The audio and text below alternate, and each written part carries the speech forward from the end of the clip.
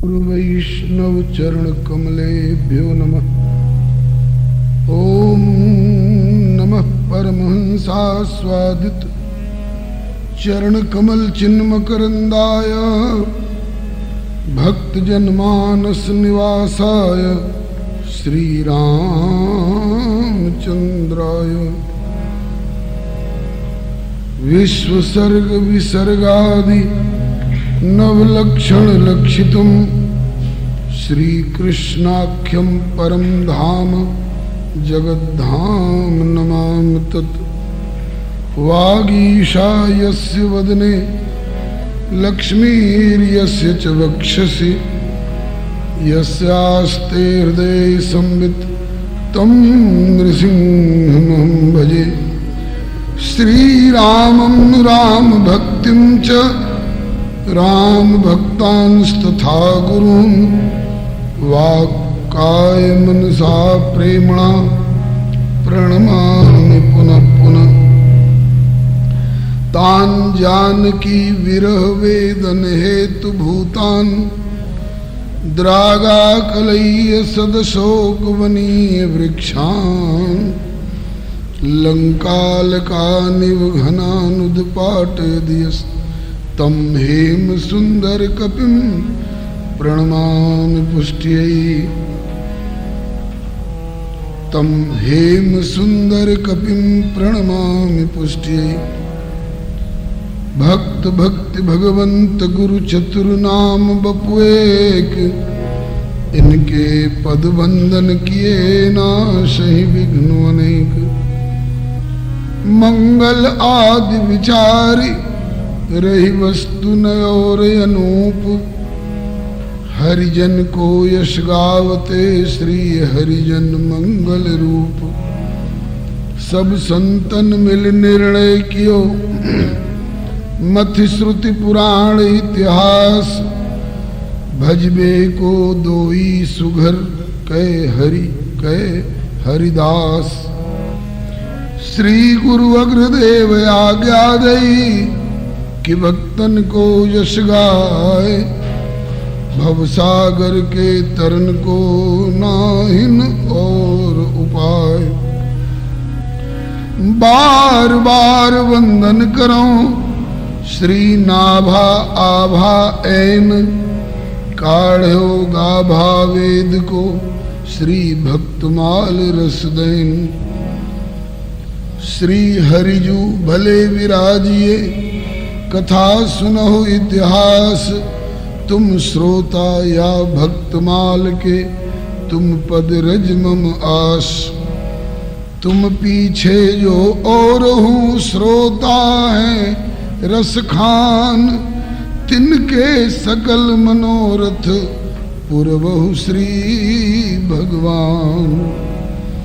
श्री गिरिजापति गिरिजा गणेश शेष शारद श्रुति व्यास वाल्मीकि पद पंकज नित ध्याऊं में।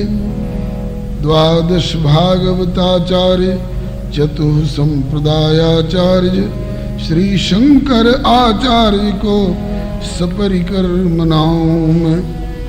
तुलसी कबीर सूर नाभा प्रियादास मीरा श्री नानक चैतन्य जू को अनुगत रहाऊं मैं।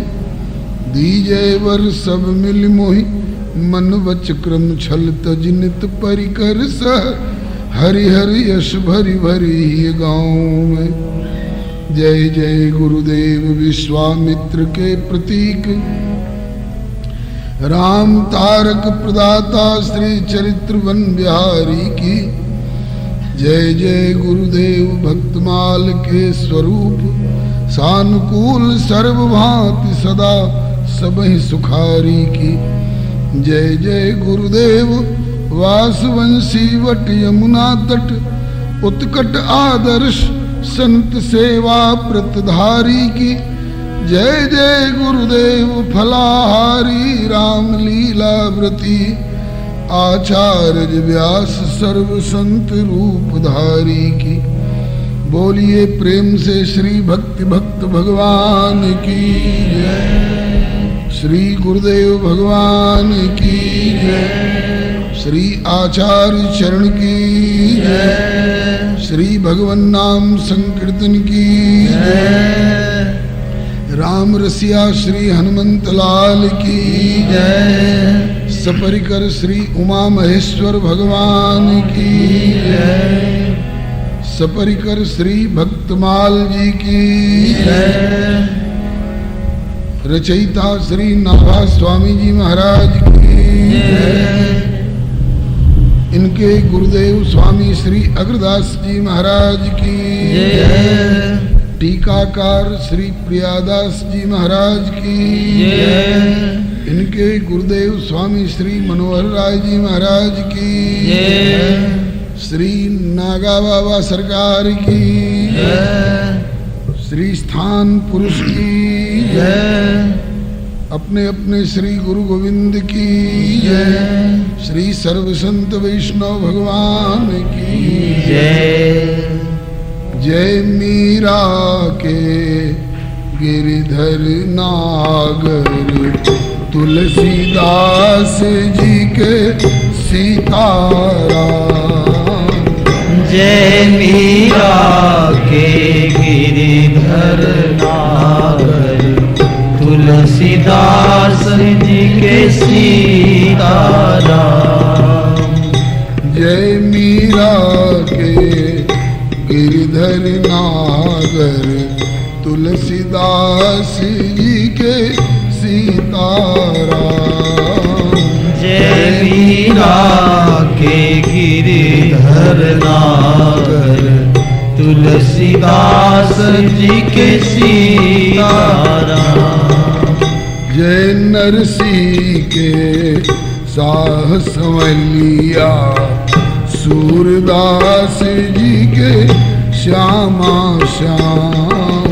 जय नरसी के साहसवलिया सूरदास जी के श्यामा श्याम।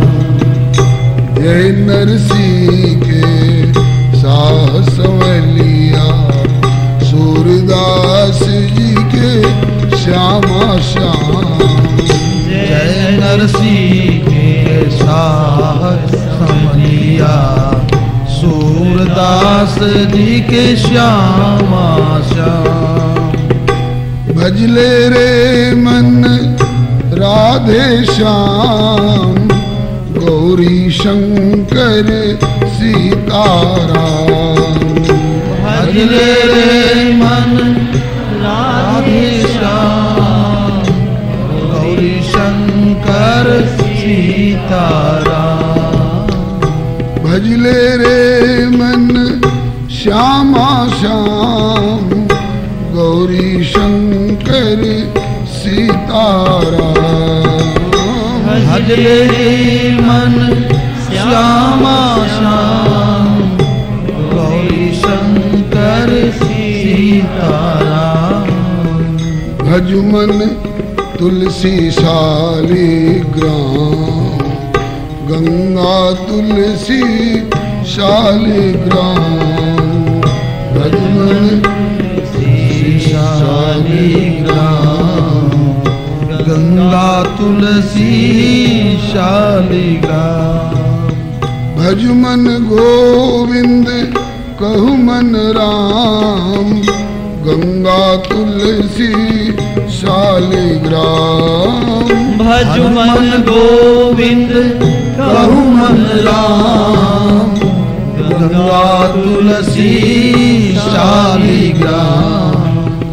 गले में तुलसी मुख में राम हृदय विराजे शालिग्राम। गले में तुलसी मुख में राम हृदय विराजे शालिग्राम। सीताराम जय सीताराम राधे श्याम जय राधे श्याम। सीताराम जय सीताराम राधे श्याम जय राधे श्याम। श्री राम कृष्ण भगवान की जय। श्री अयोध्यानाथ की जय, श्री वृंदावन बिहारी लाल की जय, श्री वैकुंठनाथ की जय, श्री प्रहलादपति की जय, श्री गौरी शंकर भगवान की जय, श्री हनुमंत लाल की जय, श्री सनातन धर्म की जय, श्री गौ माता की जय, श्री भारत माता की जय, श्री सर्व संत वैष्णव भगवान की जय। हम लोग श्री प्रभु कृपा से अतिशय भाग्यशाली हैं जो भारतवर्ष में मानव शरीर प्राप्त हुआ है। भारतवर्ष में जन्म पाने के लिए देवता लोग भी तरसते हैं। इस देश का नाम है भारत। कई कई प्रकार से भाव वर्णन करते हैं महानुभाव लोग। पहला भाव तो यह है, यह भरत का देश है। भरत का देश भारत। कौन भरत? भरत अनेक हुए हैं, जिनमें 3 भरत प्रख्यात हैं। एक तो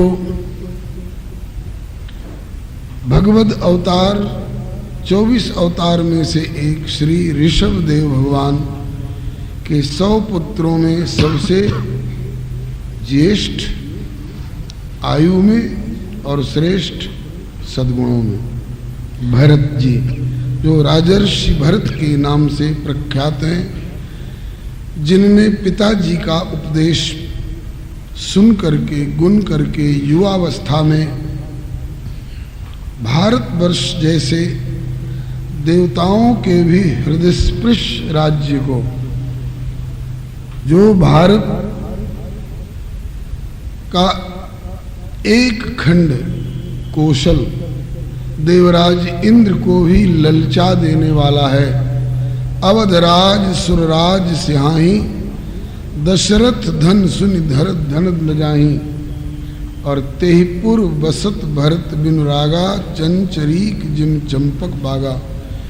देवताओं को भी ललचा देने वाला यह भारतवर्ष का राज्य, और इसको बुढ़ापे में नहीं, युवावस्था में त्याग करके और परम वैराग्य पूर्वक भगवान का भजन किया, जो अगले जन्म में श्री जड़ भरत जी के नाम से प्रख्यात हुए। ये ज्ञान की पराकाष्ठा वाले महापुरुष हैं। इनका चरित्र श्रीमद् भागवत महापुराण के 5वें स्कंध में श्री सुखदेव जी ने बड़ी उदारता से झूम झूम कर गाया है। श्री भरत जी हमारे आदर्श हैं। दूसरे भरत जी श्री कैकेयी नंदन रघुकुल दीपक। यद्यपि प्रभु जी श्री राम रूप में अवतरित होकर आए हैं 4 रूप में, लेकिन श्री दशरथ जी का श्रीमुख वचन है श्री कौशल्या जी से एक बार नहीं अनेक बार एकांत एकांत में कहा है, कौशल्य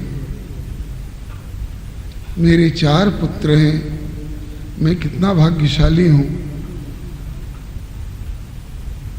किंतु हो सकता है किसी दिन सारे जगत को अंधकार से दूर हटाकर प्रकाश में लाने वाले श्री सूर्य नारायण के कुल में ही किसी दिन अंधेरा होने की नौबत आ जाए। जगत को अंधेरे से दूर हटाने वाले सूर्य नारायण के वंश में किसी दिन अंधकार आने की स्थिति आ जाए तो जानती हो उस समय इस सूर्य वंश के कुल का दीपक कौन साबित होगा। श्री दशरथ जी के शब्दों में माता कौशल्या भरत भैया का उत्कर्ष गाती हुई कहती हैं कि एक बार नहीं बार बार मोहि कहेऊ महीपाल, बार बार मोहि कहेऊ महीपाल, बार बार मोहि कहेऊ महीपाल, बार बार मोहि कहेऊ महीपाल, जानो सदा भरत कुल दीपा, जानो सदा भरत कुल दीपा, जानो सदा भरत कुल दीपा, जानो सदा भरत कुल दीपा। जब इस सूर्यवंश में अंधेरा होने की स्थिति आवेगी तो उस समय मेरे कुल का दीपक राम लक्ष्मण नहीं, भरत मेरे कुल का दीपक होगा, मेरे कुल में अंधकार होने से बचाएगा मेरा भरत। श्री रघुनंदन के सामने श्री भरत जी की चर्चा आती है तो रघुनंदन भगवान शिव की शपथ खाकर कहते हैं, भरत सचमुच में मेरे धरती पर विद्यमान रहते हुए भी धरती रसातल को चली गई होती, लेकिन बची हुई है। क्यों बची हुई है? तुम्हारे मुंह पर कह रहा हूं ये बात तू सकुचाएगा, लेकिन बात सत्य है भैया भरत। मैं भगवान शिव की शपथ खा के कहता हूं, सत्य कहूं करी शंकर साखी, सत्य कहूं सत्य कहूं करी शंकर साखी, सत्य कहूं करी शंकर साखी, भरत भूमि रही राउर राखी, भरत भूमि रही राउर राखी, भरत भूमि रह राउर राखी, भरत भूमि रही राउर राखी। सत्य कहता हूं, श्री राम स्वयं सत्य है। सत्यव्रतम सत्य परम त्रिसत्यम, सत्यस्य योनिम निहितम च सत्ये, सत्यस्य सत्यमृत सत्य नेत्रम, सत्यात्मकम त्वाम शरणम प्रपन्ना। एवं श्रीमद् भागवत का मूल शुभारंभ होता है जिस श्लोक से, जन्माद्यस्य यतोन्वयादितरतश्चार्थे स्वविज्ञ स्वराट, तेने ब्रह्म हृदय आदि कवे मुह्यन्ति यत् सूरयः, तेजो वारि मृदाम यथा विनिमयो यत्र त्रिसर्गो मृषा, धाम्ना स्वेन सदा निरस्तकुहकं सत्यम परम धीमहि। हम उस परम सत्य का ध्यान करते हैं जिससे अस्य विश्वस्य जन्मादि भवन्ति, जिनसे सारे विश्व का उद्गम, पालन, संचालन एवं उपसंहार इत्यादि सारी क्रियाएं जिनके संकल्प से संपादित होती हैं, उस परम सत्य का हम ध्यान करते हैं। वह परम सत्य स्वरूप श्री राम हैं और वे भी सत्य कहो, सत्य की दुहाई देते हुए कह रहे हैं। चूंकि नरनाट्य के अभिनय मंच पर उपस्थित हो रहे हैं, इसलिए ये नहीं कह सकते कि मैं अपनी साक्षी देकर कह रहा हूं। नहीं, सत्य कहो, सत्य की दुहाई देते हुए कहते हैं। जो श्री राम स्वयं सत्य स्वरूप हैं और वो सत्य की दुहाई देते हुए कहते हैं, सत्य कहो, यदि कोई मुझे सामान्य मानव मान करके मेरे वचन में, मेरी भावना में कोई स्वार्थ इत्यादि की गंध की कल्पना करे कि स्वार्थ में पढ़ करके ये कुछ मनगढ़ंत बात कह रहे हैं, ऊपर से कुछ और भीतर से कुछ और, तथ्य कुछ और हो और ये कह कुछ और रहे हैं। नहीं, अगर ऐसी कोई कल्पना करे तो कहूँ कर शंकर साखी, भगवान शिव को साक्षी देकर कह रहा हूँ क्या, सत्य कहूँ कर शंकर साखी, भरत भूमि रह राउर राखी। तुम्हारे रखने से ये भूमि टिकी हुई है, नहीं तो अब तक रसातल को चली गई होती। ये कब की बात है?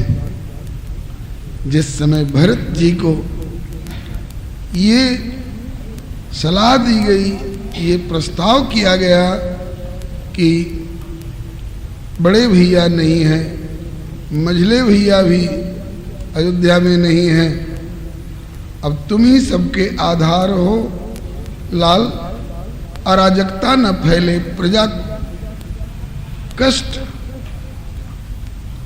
न अनुभव करे, इसके लिए आओ राजगद्दी पर बैठो और पालहु प्रजा शोक परिहरो। शोक का परित्याग करके प्रजा का पालन करो। भरत जी ने कहा कि आप लोग ये कहते हैं कि प्रजा का पालन करो, प्रजा का पालन मेरे राजगद्दी पर बैठने में है, ऐसा जो आप लोग सोच रहे हैं ये बात मुझे जची नहीं। क्यों? जिसके नाम की चर्चा मात्र ने प्रभु श्री राम को वन में निष्कासित करा दिया, भगवती वैदेही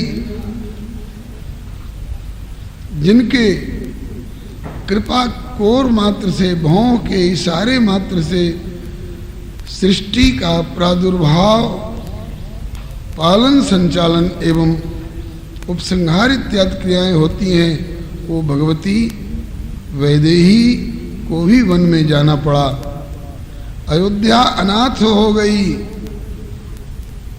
लागत अवध भयावन भारी, जिसके नाम की चर्चा मात्र से भरत राजगद्दी पर बैठे, इतनी चर्चा मात्र से और ये सारे के सारे अनर्थ हुए।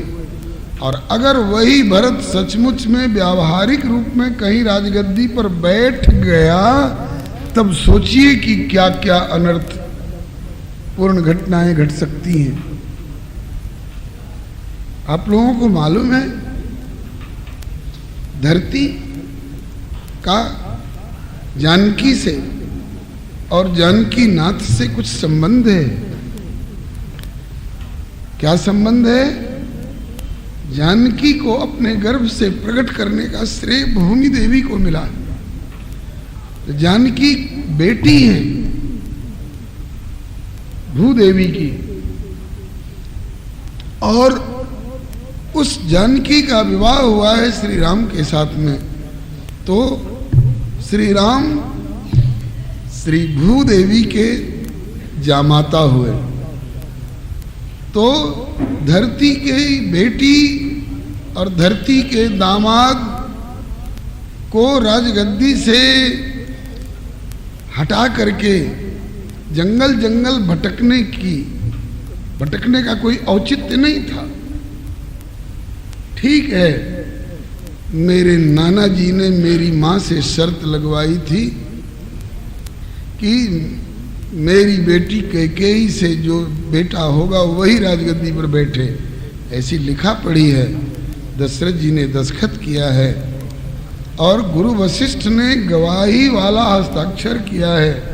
ये दोनों सत्ताएं मिथ्या न साबित हो जाएं, मिथ्याभाषी न साबित हो, इसके लिए अगर कैकेयी ने ये प्रस्ताव किया है कि भरत को राजगद्दी मिलनी चाहिए, पूर्व लिखा पढ़ी और वचनदान और सत्यता की साक्षी देने वाले वशिष्ठ जी के वचन सत्य रहे, इसके लिए अगर भरत को राजगद्दी मांगी, वहां तक तो उतनी दुख की बात नहीं थी, लेकिन चाहे मेरी माँ कह के ही बतावे, चाहे मेरे पिता श्री दशरथ जी जहाँ कहीं हो अगर आकर बता सके तो वे बतावें, चाहे गुरु वशिष्ठ बतावें या विश्व की कोई सत्ता बतावे कि श्री राम को वन में भेजने का क्या औचित्य है। वन में भी भेजा गया तो अयोध्या की वस्तुओं से उदासीन रह करके ये गुजारा करें। बहुत से लोग घर से निकाल दिए जाते हैं, उनके पास पुरुषार्थ होता है, मेहनत मजदूरी करके कमाते हैं और कहीं घर मकान बनवा लेते हैं, पलंग गद्दा तकिया का प्रयोग करते हैं। लेकिन वारी कह श्री राम अपने पुरुषार्थ से कमाया हुआ भी जूता नहीं पहन सकते हैं, 14 वर्ष छाता नहीं लगा सकते हैं, धोती कुर्ता नहीं पहन सकते हैं, बने बनाए पक्के मकान में नहीं रह सकते हैं, किसी बस्ती के भीतर औरों से भी आमंत्रित होकर बस्ती के भीतर पैर नहीं धर सकते हैं। ये किस अपराध के कारण दंड दिया गया मेरे प्रभु को? इसका कोई औचित्य बता सकेगा? होगा किसी अंतराल में छिपा हुआ कोई औचित्य, लेकिन घोर अन्याय जैसा लगता है। श्री राष्ट्र कवि की संज्ञा प्राप्त महामना मनीषी प्रवर श्री मैथिली शरण गुप्त जी ने श्री साकेत महाकाव्य में एक वाक्य को बारंबार श्री दशरथ जी के मुख से दोहरवाया है। हाय धरा पर रहा न अब विश्वास, राम से सुत को भी वनवास। बार बार ये बात गूंजती है, धरा पर रहा न अब विश्वास, राम से सुत को भी वनवास। राम जैसे पुत्र को भी वनवास। कोई बता सकता है कि राम को किस अपराध में वनवास और धोती कुर्ता जूता छाता पलंग गद्दा तकिया मकान इत्यादि से उदासीन रहने की शर्त क्यों लगाई गई? मेरे ख्याल में इसका उत्तर देना बहुत कठिन पड़ जाएगा। तो भला बताइए, ऐसे परम निर्दोष प्रभु को मेरे नाम पर और राजधानी से निकाल दिया गया, और ये सब जानते हुए समझते हुए जिनके वियोग में पिता श्री दिवंगत हुए, माता कौशल्या इत्यादि को वैधव्य का दर्शन करना पड़ा। और ऐसे प्रभु श्री राम को वन में छोड़ करके मैं राजगद्दी पर बैठ जाऊं तो क्या धरती सहन कर सकेगी अपनी बेटी और दामाद के वनवास दिलाने वाले और स्वयं राजगद्दी पर बैठने वाले भरत का राज्याभिषेक? ये रसा ये धरती सहन कर सकेगी? घोषित करते हैं श्री भरत जी, काज मोहि नृप करी भल आपन चहु। मुझे राजा बनाकर अपना भला की कल्पना करते हो? ये क्यों ऐसा करे? बोले सो स्नेह जड़ता वस कहो। एक मोह वाली जड़ता होती है, वो निंदनीय है। आप लोग स्नेहाधिक की जड़ता के कारण ऐसा कह रहे हैं। और अगर मुझे जबरदस्ती बिठा दोगे, भरसक में राम के पद पर बैठना पसंद करूंगा नहीं, किंतु कदाचित अगर बरबस बिठा भी दोगे श्री राम वाले गद्दी पर मुझको, मोहि समान को पाप निवासु, यही लगे राम सी बनवासो। लीन विधवपन अपजस आपू, दीनस प्रजय शोक संतापू। और उस कैकेयी के इस कलंकित बेटे को राजगद्दी पर बिठा दोगे अगर जबरदस्ती तो परिणाम सोच लो। भरत जी का उद्घोष है कि मोहि राज हठि दई हऊ जब मोहि राज हठि दई हऊ जब ही और तब ही का बहुत सीधा संबंध है। जब ही मुझे राज्य दोगे उसी क्षण मुझे कहोगे कि यूं बैठिए और यूं बैठूंगा और तब ही, इतनी देर नहीं होगी, इतना अंतर नहीं पड़ेगा, इतना अंतराल नहीं पड़ेगा, न दूरी का न समय का। मोहि राज हठ दई हऊ जब ही, तो ये रसा धरती रसातल जाई तब रसा रसातल जाई तब ही। मेरी बेटी जानकी और मेरे दामाद श्री राम को जंगल में निष्कासित करके भरत तू राजगद्दी पर बैठने जा रहा है, ले मैं रसातल को जा रही हूँ। मैं श्री राम और जानकी के प्रति का यह अन्याय नहीं सह सकती, रसातल को उसी क्षण चली जाऊंगी। ये भरत जी का अनुमान है। इसलिए इस बात की दुहाई देते हुए रघुनंदन भरी सभा में गुरु वशिष्ठ जी के देश के निवासी हैं, इसलिए इस देश का नाम है भारत। ये दूसरे भरत हैं। श्री राम प्रेमावतार भरत। तुम तो भरत मोर मत एहू, धरे देह जनु राम स्नेहु। अथवा भरत ही कहीं सराही सराही, ये तो राम प्रेम मूर्ति तनु आई। हम उस भरत के देश में जन्म पाए हैं जो राजर्षि श्री ऋषभ देव जी के 100 पुत्रों में ज्येष्ठ श्रेष्ठ युवावस्था में भारत जैसे देव दुर्लभ हृदय स्पर्श राज्य का परित्याग करके और जंगल में जाकर भजन किए, बाद में जड़ भरत की उपाधि प्राप्त किए और हम लोगों के लिए जो अवधूत गीता दी है उसके लिए बड़े बड़े महानुभाव के द्वारा भी वो भाव स्पृहणीय है। उस भरत जी के देश के हम हैं। हम श्री राम प्रेमावतार त्याग मूर्ति सूर्य कुल के दीपक श्री भरत जी के देश के हैं, इसलिए हम भारतवर्ष वाले हैं।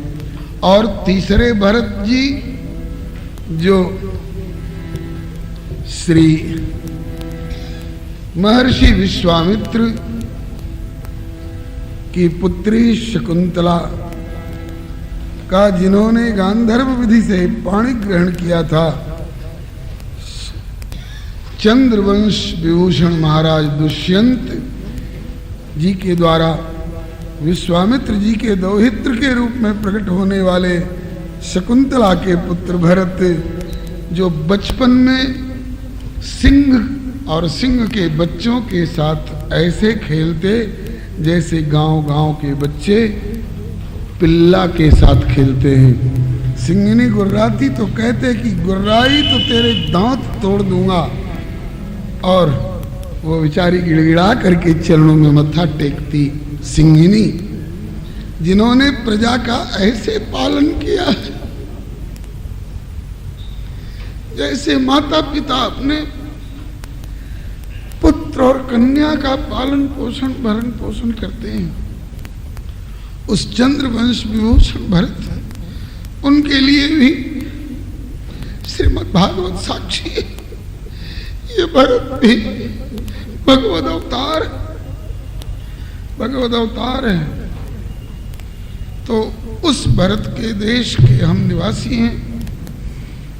अगर हमें ज्ञान चाहिए, हमें वैराग्य चाहिए, हमें त्याग चाहिए, हमें तितिक्षा चाहिए, तो हम राजर्षि भरत एवं अवधूत शिरोमणि जड़ भरत का स्मरण करें। हमें श्री राम प्रेम चाहिए तो हम श्री दाशरथी भरत कैकेयी नंदन भरत को स्मरण करें। और हमें अगर राज्य चाहिए, राज्य सत्ता चाहिए और प्रजा हमारी सुखी रहे, इसकी भावना चाहिए, तो चंद्रवंश भूषण विश्वामित्र के दोहित्र शकुंतला पुत्र दौष्यंती भरत को हम स्मरण करें। लेकिन हम कहाँ स्मरण करते हैं? रहते भारत में हैं, लेकिन हमें पता ही नहीं कि भारत इसका नाम क्यों पड़ा, भारत कहते क्यों है इसे। अच्छा, तो इन महापुरुषों के नाम पर भारत कहलाया सो कहलाया। भारत शब्द का व्याकरण की दृष्टि से विद्वज्जन अर्थ करते हैं भा दीप्तौ, धातु है भा दीप्तौ, जिसमें आ प्र और वी उपसर्ग लग जाए तो आभा, विभा, प्रभा शब्द बनते हैं। ये सब प्रकाश के द्योतक हैं। तो भा दीप्तौ तस्मिन् दीप्तौ रता इति भारत, जो प्रकाश का पुजारी है। उल्लू की तरह अंधकार पसंद नहीं करता है यह देश, ये प्रकाश को पसंद करने वाला है। ज्ञान का प्रकाश, प्रेम का प्रकाश, सेवा उपकार का प्रकाश जिसे पसंद है, ऐसे भारतवर्ष में जन्म पाने के लिए देवता लोग तरसते हैं बंधुओं। जिस समय जनकपुर की नौनिया विधि हरिहर वंदित चरणार विंद को अपने हाथ में लेकर के और नहछू करती है और ठुनकती है, चरण कमल धई के मचले नौनिया, सुनु यो निराघव बबुआ, दियो नेग नहछू के कराई, सुनो सुनवे राघव बबुआ।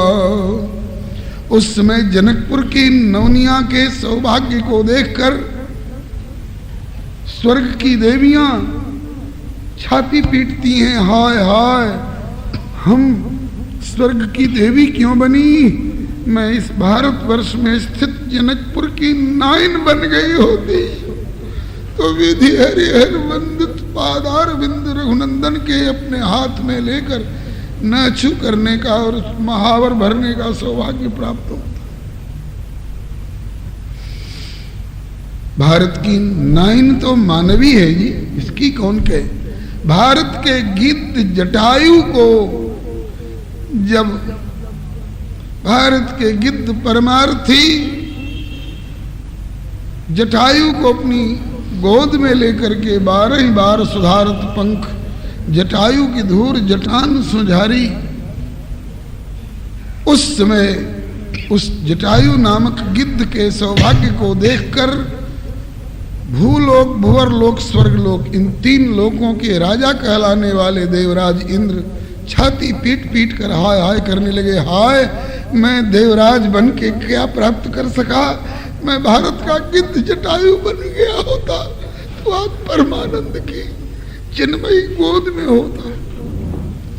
उस भारतवर्ष में हम लोगों को जन्म मिला है बंधुओं, और उसमें भी मानव शरीर मिला है।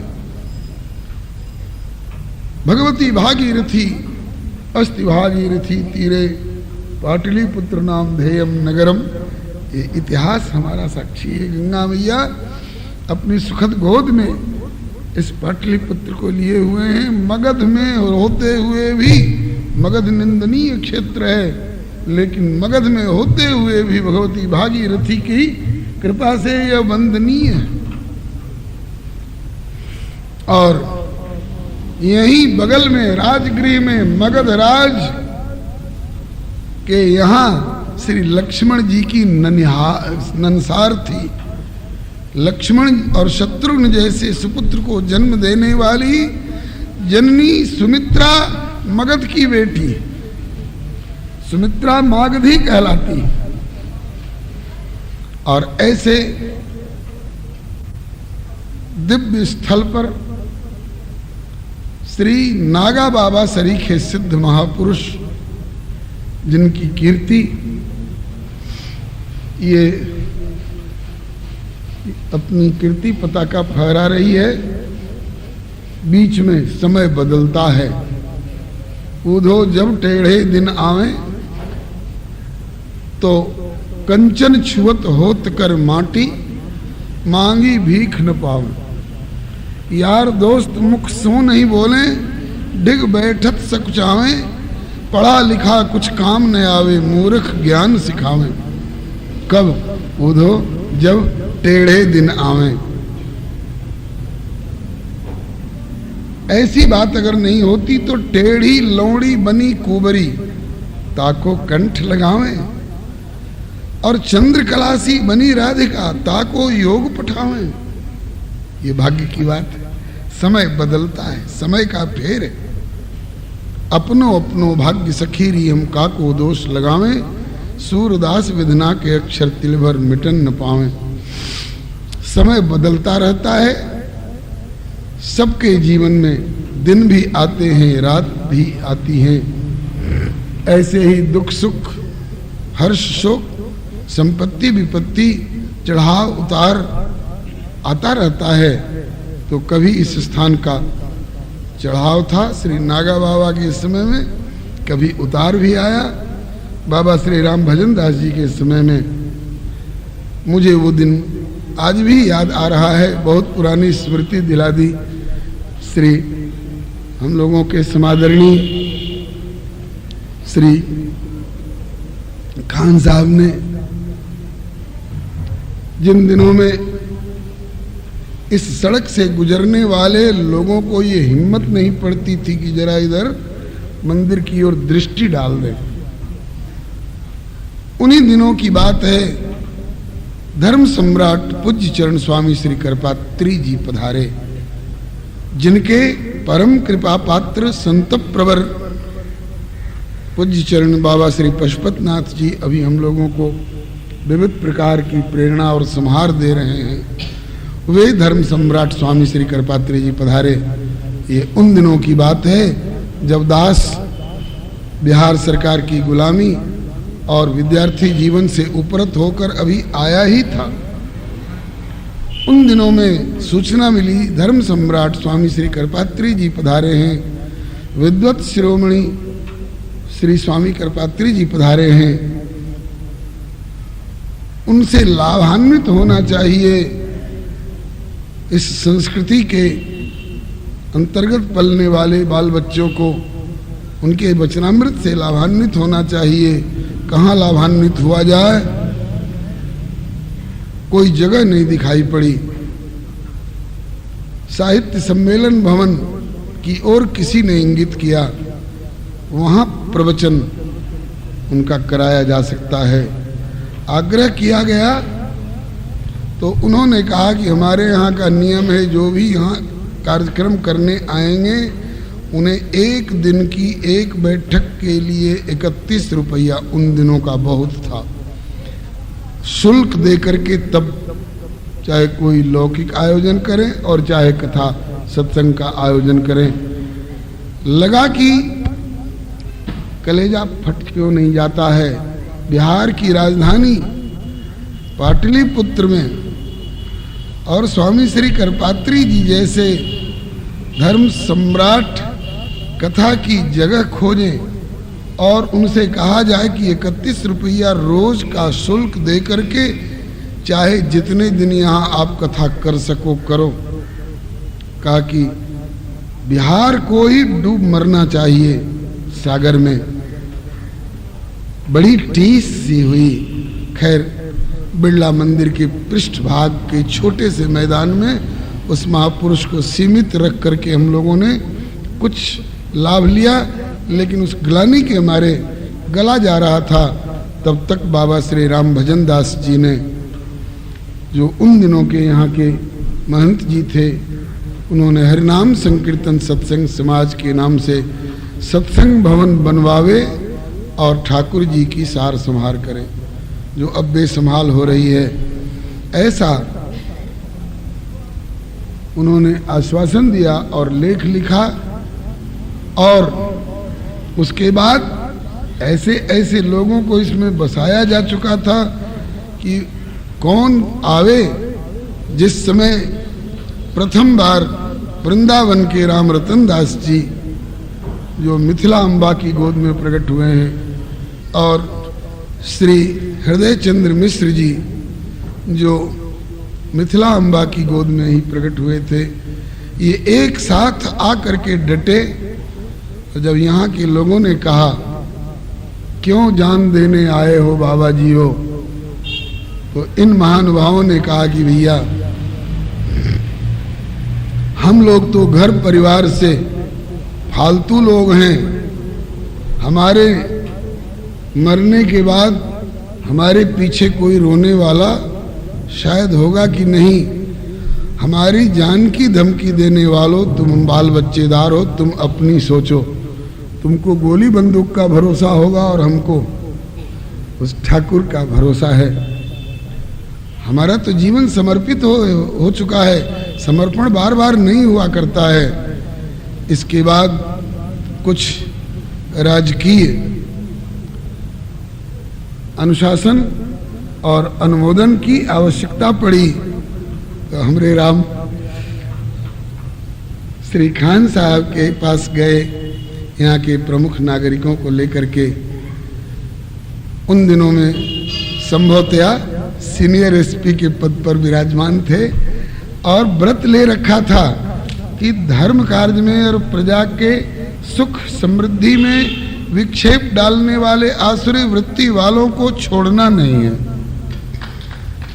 और सताने वाले लोगों को, शायद उनमें कामदेव सिंह भी कोई थे जिनकी खबर ली गई श्री चरणों के द्वारा, इन्होंने कहा कि ये काम हो करके रहेगा, ठाकुरबाड़ी की सुरक्षा होगी और ठाकुरबाड़ी सत्संग भवन के रूप में और आदर्श ठाकुरबाड़ी के रूप में उभर के आएगी। लेकिन हमसे बोले, आपको पता है, सुनकर पहली बात घबराइएगा नहीं, बहुत प्यारी बात है। कहा कि आजकल आपको मालूम है ना, बिना रिश्वत के कोई काम होता नहीं है, रिश्वत लगेगी। हमने कहा कि आज्ञा करें, तो बोले कि रुपया पैसा वाली रिश्वत नहीं, तो बोले मुझे श्रीमद् भागवत की कथा सुनानी पड़ेगी, मुझे श्रीमद् भागवत की कथा सुनानी पड़ेगी। छाती फूल उठी।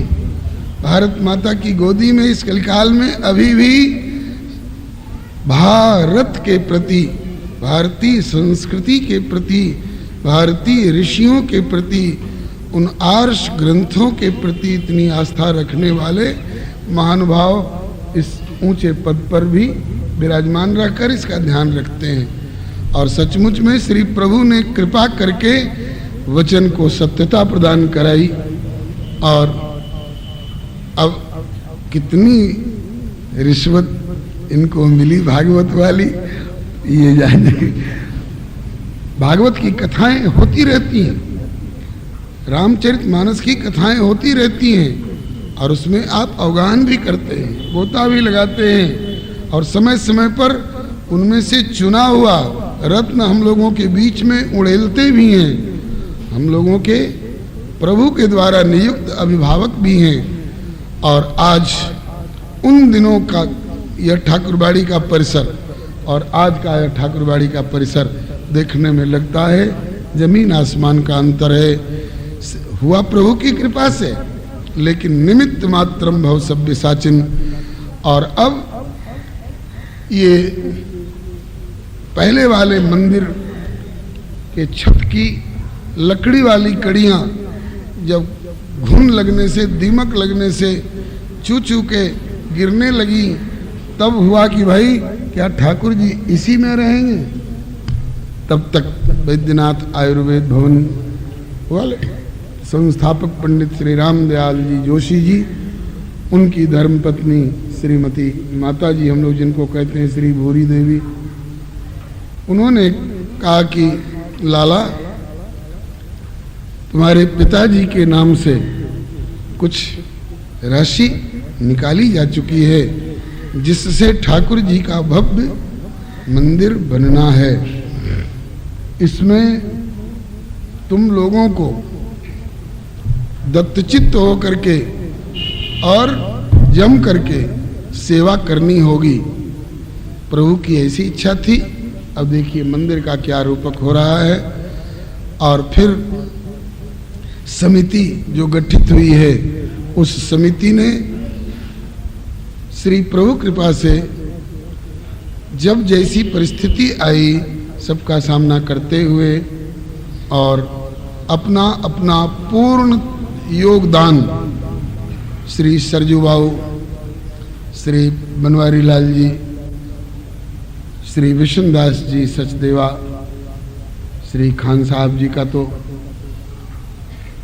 शुरू से ही पूर्ण सहयोग रहा ही है। इन सभी भाई बहनों ने अपना अपना पूर्ण योगदान दिया। और अब वर्षा के दिनों में भी ऊंचा चबूतरा और ये छाया छप्पर और सब तरह की सुविधाएं सुलभ हो रही हैं। और यहाँ अब इस स्थान का सदुपयोग हो रहा है भक्त चरित्र के रूप में, भगवत चरित्र के रूप में। इसमें आश्रम की सार्थकता है। और समय का सदुपयोग करने के लिए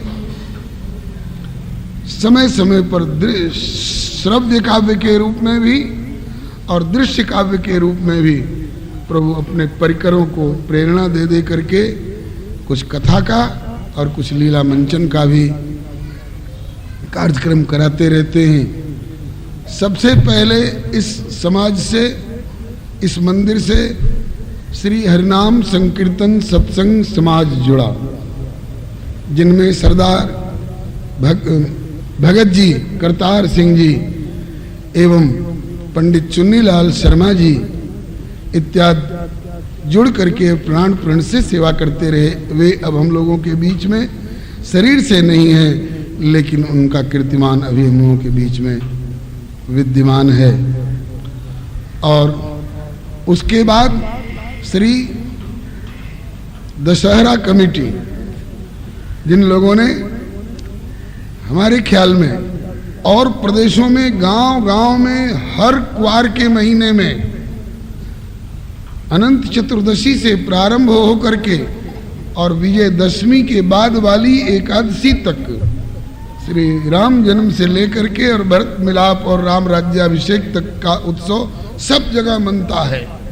लेकिन बिहार की राजधानी पटना में रामलीला नाम की कोई वस्तु हमने देखी नहीं थी।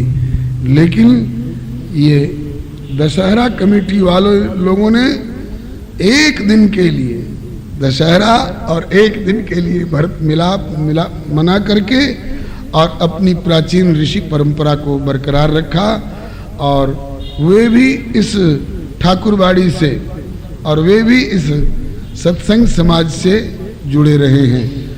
और अब श्री आध्यात्मिक सत्संग समिति भी इस स्थान को, इस संस्थान को और इस परिसर को अपना समझ करके और बहुत बहुत प्रकार का योगदान रखते हुए और ऐसी ऐसी सेवाओं का आयोजन करने की विचारधारा रखती हैं जिनसे कि जनता जनार्दन अधिक से अधिक लाभान्वित हो सके।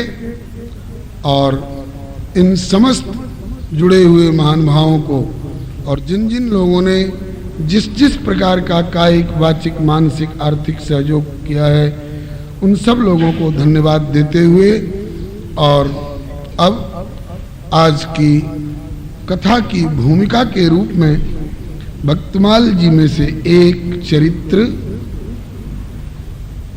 शुभारंभ कर रहा हूं। भक्तमाल एक भक्ति जगत का इतिहास ग्रंथ है। बहुत लोग कहते हैं कि हमने रामायण तो सुनी थी, भागवत का नाम तो सुना था, महाभारत का नाम तो सुना था, ये भक्तमाल क्या चीज है? भक्तमाल नाम से जैसा ज्ञात होता है, मुक्तामाल माने मोतियों की माला, तुलसिका माल माने तुलसी की माला, पुष्पमाल पुष्पों की माला, रत्नमाल रत्नों की माला।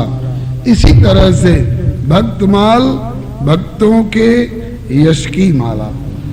और वो भक्त किसी खास संप्रदाय के नहीं, किसी खास गुट के नहीं, सतयुग त्रेता द्वापर से लेकर के इस कलिकाल पर्यंत जितने भक्तजन हुए हैं, समस्त भक्तों को, जो पौराणिक युग के महानुभाव रहे हैं, श्री अम्बरीश जी, श्री जनक जी, श्री हनुमान जी, श्री केवट जी, श्री शबरी जी, श्री उद्धव जी, श्री विदुर जी इत्यादि पौराणिक युग के भक्तों को कुछ रामायण में से, कुछ भागवत में से, कुछ महाभारत में से संचय कर करके, जैसे माली विभिन्न फुलवारियों से, विभिन्न वृक्षों से, विभिन्न प्रकार के पुष्पों को चयन करके और फिर एक क्रम के रूप में उन्हें माला का रूपक देते हैं, इसी तरह से श्री नाभा स्वामी जी ने भक्तमाल रूपी माला की रचना की, गुरुदेव की आज्ञा से, जो गुरुदेव ने प्रभु की इच्छा की दुहाई देते हुए आज्ञा की थी, और उस भक्तमाल की रचना करके और प्रभु के गले में धारण कराई।